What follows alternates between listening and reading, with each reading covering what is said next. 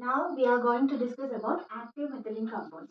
Active methylene compounds എന്ന് പറഞ്ഞു കഴിഞ്ഞാൽ ഒരു മെത്തലീൻ ഗ്രൂപ്പ് വളരെ അസിഡിക് ആയിട്ട് വളരെ ആക്റ്റീവ് ആയിട്ടിരിക്കുന്ന ഒരു ടൈപ്പ് ഓഫ് കോമ്പൗണ്ട്സ് ആണ്. ഇതിൻ്റെ അകത്ത് മൂന്നെണ്ണം നിങ്ങളുടെ ചാപ്റ്ററിൽ പഠിക്കാനുള്ളത് ഡൈഇഥൈൽ മെലോണേറ്റ്, ethyl acetoacetate, ethyl cyanoacetate. So these are the structures of the compound. Melonic acid ന്റെ corresponding esters ആണ് ഡൈഇഥൈൽ. രണ്ട് ethyl esters ആണ് ഈ കാണുന്നത് ഡൈഇഥൈൽ മെലോണേറ്റ്. ഇതിൻ്റെ അകത്ത് COOET അതിൻ്റെ രണ്ടിൻ്റെ ഇടയിൽ ഒരു CH2 ഗ്രൂപ്പ്.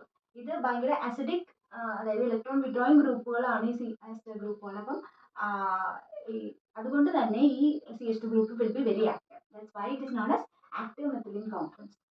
അപ്പോൾ ഈ എസ്റ്റർ ഗ്രൂപ്പിന് പകരം COCH3 ആണ്, ഒരു അസിറ്റോ ഗ്രൂപ്പാണ് നമ്മൾ കയറ്റണമെന്നുണ്ടെങ്കിൽ അതിനെ എന്ത് വിളിക്കും? ഈഥൈൽ അസിറ്റോ അസിറ്റേറ്റ് എന്ന് വിളിക്കും. ഇനി ഒരു സയനൈഡ് ഗ്രൂപ്പാണ് കയറ്റണമെന്നുണ്ടെങ്കിൽ ഈഥൈൽ സൈനോ അസിറ്റേറ്റ് എന്ന് വിളിക്കും. ഇവർക്ക് കോമൺ ആയിട്ടുള്ള ഒരു ടൈപ്പ് ഓഫ് ഇതാണ് ടോട്ടോമറിക് മെക്കാനിസം ഉണ്ട്, കീറ്റോ ഇനോൾ ടോട്ടോമറിസം. അതായത് ഒരു കീറ്റോൺ ഗ്രൂപ്പിൻ്റെ അകത്തൊരു അടുത്ത് തന്നെ ഒരു ആൽഫ ഹൈഡ്രജൻ ഉള്ള കാർബൺ ഉണ്ടെങ്കിൽ അത് ഹൈഡ്രജൻ എക്സ്ചേഞ്ച് നടന്നിട്ട് ഒരു ടോട്ടോമറിക് ഫോം ആയിട്ട് കൺവേർട്ട് ചെയ്യാൻ പറ്റും. അതാണ് എക്സ്പ്ലെയിൻ ചെയ്യുന്നത്.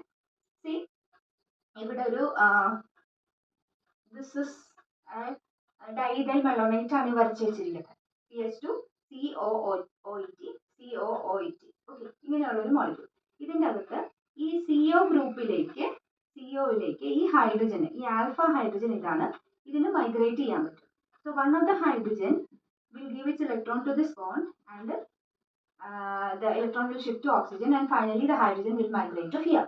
അപ്പോൾ ഓക്സിജനിലേക്ക് ഒരു ഹൈഡ്രജൻ കയറി ഇതിൻ്റെ ഇടയിൽ ഒരു ഡബിൾ ബോണ്ട് വന്നു. അപ്പോൾ ഇങ്ങനത്തെ ഒരു സ്ട്രക്ചർ വന്നു കഴിഞ്ഞാൽ തൊട്ടടുത്തുള്ള ഒരു കാർബണൈൽ ഗ്രൂപ്പുമായിട്ട് അതിനൊരു ഇൻട്രാമോളിക്കുലർ ഹൈഡ്രജൻ ബോണ്ടിങ് ഉണ്ടാക്കാൻ പറ്റും, ഒരു സൈക്ലിക് സ്ട്രക്ചർ ഉണ്ടാക്കാൻ പറ്റും.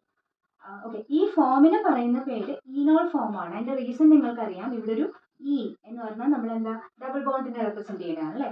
പിന്നെ ഓൾ എന്ന് പറഞ്ഞു കഴിഞ്ഞാൽ നമ്മൾ ആൽക്കഹോളിനെ റെപ്രസെന്റ് ചെയ്യും. അപ്പം ഒരു ഈനും ഓളും ഉള്ളത് കൊണ്ടാണ് അതിന് enol form. Usually enol forms അധികം സ്റ്റേബിൾ ആയിട്ടല്ല പറയുന്നത്, പക്ഷെ ഇവിടെ ഈ കേസിൽ ഇൻട്രാമോളിക്കുലർ ഹൈഡ്രജൻ ബോണ്ടിനും ഒക്കെ കൊണ്ട് അത് സ്റ്റെബിലൈസ്ഡ് ആണ്.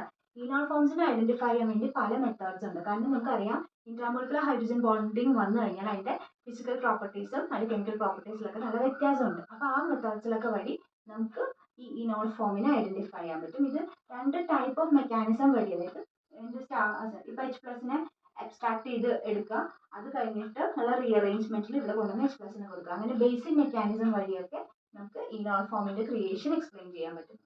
So this is the general thing about keto-enol tautomerism and the active methylene compounds.